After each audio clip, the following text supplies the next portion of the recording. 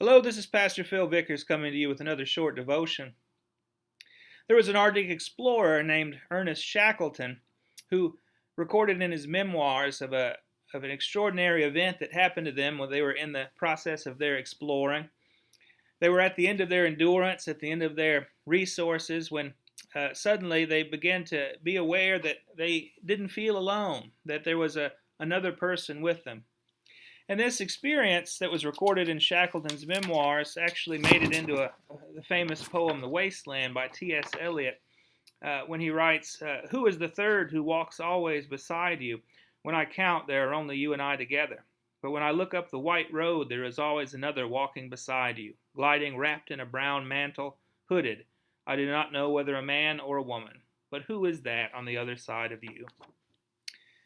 Shackleton's expedition was not the only group of people to ever have this experience. In fact, it's so common that it has a name, the third or the fourth man experience, when people who are in extreme duress suddenly feel a presence with them, and a mysterious presence, but a presence nonetheless.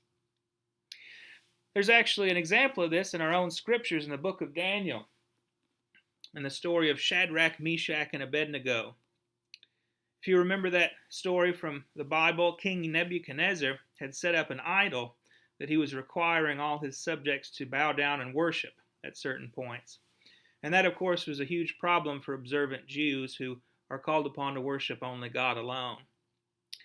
When Shadrach, Meshach, and Abednego refused to bow down and worship King Nebuchadnezzar's statue, he says that if they do not, he will have them thrown into a fiery furnace.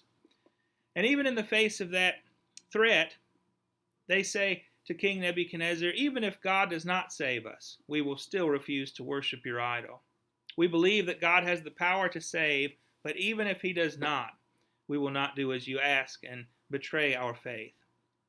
As you might expect, King Nebuchadnezzar follows through on his threat, and Shadrach, Meshach, and Abednego are thrown into this fiery furnace, which the Bible tells us was burning so hotly that the men carrying them died from the flames. In comes God's miraculous work, that even though they were thrown into the flames, they were not hurt. And in fact, King Nebuchadnezzar jumps up in surprise and says, "Did we not throw 3 men into the flames? But I see 4, and one of them looks like a child of the gods." Not only did God miraculously intervene to protect the life of these faithful servants, but gave this further example of his presence with this mysterious fourth person with them in their trials, staying with them until the trial is over, and seeing to it that they were unharmed by the evils of the world. We might at this time feel as if we're going through our own fiery trial. COVID-19 is at a new height in our community. We're having to make decisions about our children's educations and about schedules that are very difficult to make. We want so badly for things to be as they were, and yet we know that there is much work to be done before that can happen. And indeed, those things can weigh on us. We can feel as if we are in a furnace of our own anxiety, our concern about the future, our worry for ourselves and our community. And yet we're reminded by this story from Scriptures that we are never alone in our trials, that there is another one who is always with us, walking beside us, and that is the Lord Jesus.